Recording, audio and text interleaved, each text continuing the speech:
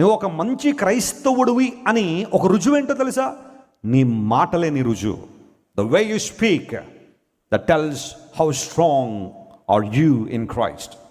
నువ్వు క్రీస్తు ప్రభువులో ఎంత బలంగా ఉన్నావు, ఎంత చక్కగా ఎదుగుతున్నావు అనడానికి నీ నోట నుండి వచ్చే మాటలే సాక్ష్యం ఇస్తాయి.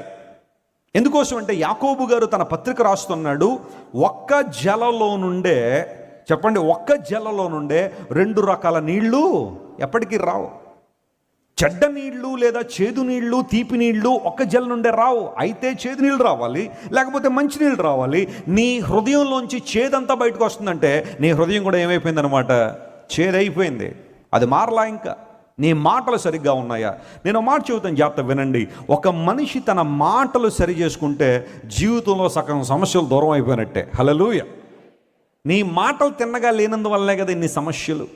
నోటికొచ్చినట్టు మాట్లాడాలన్న నీ తపనే కదా బంధాలను విచ్ఛిన్నం చేసేసింది. నీ భర్తను దూరం చేసింది, నిన్ను నీ భార్యను దూరం చేసే కదా నీ మాటలు.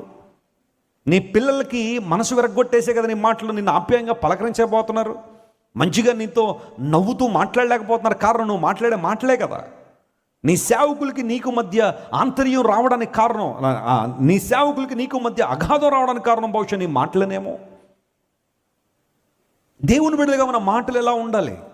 స్పష్టమైన విధానంలో దైవజనుడు చెప్పాడు, మీ మాటలు ఉప్పు వేసినట్టు, చెప్పండి ఎలా ఉండాలి? కృపాసహితంగానో రుచికలగా ఉండాలి అన్నాడు. మన మాటల్లో ఏముండాలట? రుచి ఉండాలట. మాట్లాడితే కాసేపు వినాలనిపించేలా మాట్లాడాలి, కానీ వీళ్ళు ఎప్పుడు ఆపేస్తారా బాబు అన్నట్టుగా నీ మాటలు ఉన్నాయంటే నువ్వు నిజంగా చాలామందిని ఇబ్బంది పెడుతున్నావు. నీ మాటలు గ్రేషియస్గా ఉండాలి. ఒక ఉప్పు వేసినప్పుడు కూర ఏ విధంగా టేస్టీగా ఉంటుందో, చెప్పండి మన మాటలు కూడా అలాగే ఉండాలి.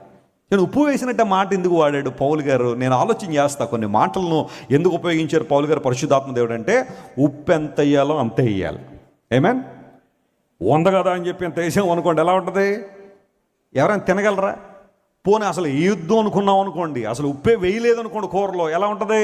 చప్పగా ఉంటుంది. ఉప్పు ఎంత వెయ్యాలో అంతే వెయ్యాలి. ఉప్పు వేసినట్టు అంటే నువ్వు ఎక్కడ ఎంత మాట్లాడాలో అంతే మాట్లాడాలా. నీ మాటలకు ఫిల్టర్స్ ఉండాలా.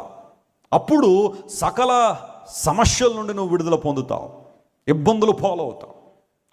కొన్నిసార్లు నీ మాటలు నేను బాగా సేవ్ చేస్తాయి.